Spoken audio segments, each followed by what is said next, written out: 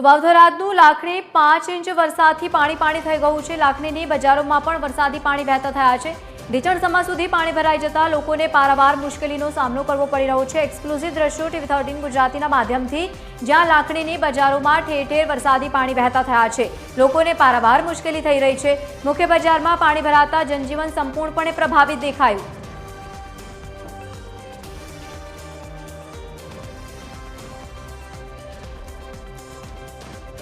तो जे प्रमाणे सतत वरसादनी परिस्थिति पर नजर करी रह्या छीए। हवे जे प्रमाणे वावथरादमां धोधमार वरसाद वरस्यो छे तेनी असर आ प्रमाणे देखाई रही छे के रोड रસ્તાઓ पाणीमां गरकाव थया छे, क्यांक बजारोमां पण वरसादी पाणी वहेता थया छे।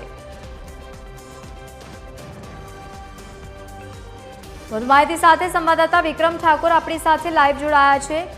વિક્રમ, કેવો માહોલ આપ જોઈ રહ્યા છો? સતત વરસાદી માહોલ પણ જોવા મળી રહ્યો છે। જે લવલી ચોક્કસની વાત કરો, જે રીતે બનાસકાંઠા જિલ્લામાં હવામાન વિભાગની આગાહી રીતે પ્રમાણે ગત મોડી રાત્રે વાવથરાદ તેમજ બનાસકાંઠા જિલ્લામાં વરસાદની શરૂઆત થઈ ચૂકી છે। મોડી રાત્રે બનાસકાંઠા જિલ્લાના વાવથરાદો તેમજ લાખણી પંથકમાં ધોધમાર વરસાદ પણ વરસી રહ્યો, તેમજ નીચાણવાળા વિસ્તારમાં ક્યાંક ને ક્યાંક પાણી પણ ભરાય છે। અત્યારે લાખણી બજારમાં છું, આ લાખણી બજારનો જાહેર રસ્તો છે, રસ્તા પર અત્યારે ઘૂંટણ સમાન પાણી છે અને કેટલીક દુકાનોમાં પણ અત્યારે તો પાણી વળે છે। આપ દ્રશ્યમાં જોઈ શકો છો, સામે જે શટર વાળી દુકાનો છે, દુકાનો પણ અત્યારે પાણી છે અને બીજી તરફ એક ભોયરું છે, એ ભોયરું પણ અત્યારે પાણીમાં ગરકાવ છે। જે ભોયરું છે, ભોયરામાં 2 થી 3 દુકાનો છે, એ દુકાનોના શટર ઉપર સુધી પાણી આવે, ક્યાંક ને ક્યાંક તંત્રની બેદરકારીના કારણે આ વેપારીઓને અત્યારે ભોગવવું પડે, કેમ કે વારંવાર જો કે થોડો પણ વરસાદ થાય તો લાકડી બજારમાં આવી જ પરિસ્થિતિ થાય, એટલે ક્યાંક ને ક્યાંક વેપારીઓ અત્યારે તો મૂંઝવણમાં મુકાય છે, કેમ કે તંત્ર વાયદા તો કરે છે પણ કામ ના કરતી હોવા દાવા પણ દેખાય છે। કેમ કે જ્યાં વેપારીઓની દુકાનો છે, આ દુકાનમાં જોઈ શકો છો કે આ દુકાનમાં શટર સુધી એટલે કે પાણી એટલે આખી દુકાનો અંદર ભોયરામાં પાણીમાં ગરકાવ છે। એટલે કેટલાક વેપારી છે, એમની સાથે પણ વાત કરીશું। શું કહો છો, તમારી દુકાનમાં પાણી ફરી વળ્યા છો? હા, ચોક્કસ અમારા દુકાનમાં હાલ ઘણી જગ્યાએ ઘણી દુકાનોનું પાણી ભરાઈ ગયું છે। અંદર બહુ પરિસ્થિતિ ગંભીર છે। આનો કોઈ પણ રીતે તંત્રને એક જ નિર્ણય અપીલ કરું છું કે આને નિરાકરણ લાવે। સરપંચને પણ કહીએ છીએ કે આનું નિરાકરણ લાવે। બીજા પણ વેપારી છે, એમની સાથે પણ વાત કરીએ। તમારી પણ દુકાનો છે, શું કહેશો, અત્યારે પાણીમાં ગરકાવ છે? આ સમસ્યા બહુ ગંભીર છે। લાખો રૂપિયાનું દર વર્ષે નુકસાન થાય, આનો કોઈ નિકાલ નથી। કાયમી નિકાલ થાય ને એ અમારે વેપારીઓને ઈચ્છા છે।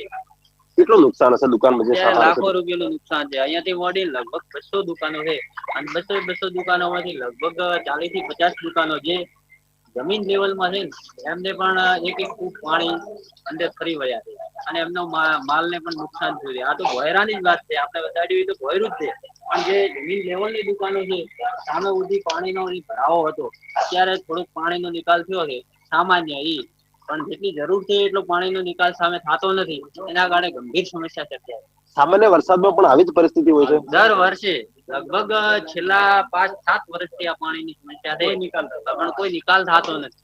અત્યારે વેપારી કહી રહ્યા છે કે 200 થી વધુ દુકાનો છે, અત્યારે પાણીમાં ગરકાવ છે, લાખો રૂપિયાનો સામાન અત્યારે વેપારીનો બગડી। જો કે વારંવાર સામાન્ય વરસાદ થાય છતાં પણ આવી જ પરિસ્થિતિ થાય, એટલે વેપારીઓ અત્યારે તો મુશ્કેલીમાં મુકાય છે। લવલી, બિલકુલ વિક્રમ, અપડેટ લેતા રહીશું। આભાર સાથે જોડાવા બદલ। તો જે પ્રમાણે અત્યારે ત્યાં પરિસ્થિતિ સર્જાઈ છે, સમગ્ર વિસ્તારો પાણીમાં ભરાઈ જતા લોકોને પારાવાર મુશ્કેલી થઈ છે, વેપારીઓને નુકસાની વેઠવવાનો વારો આવ્યો।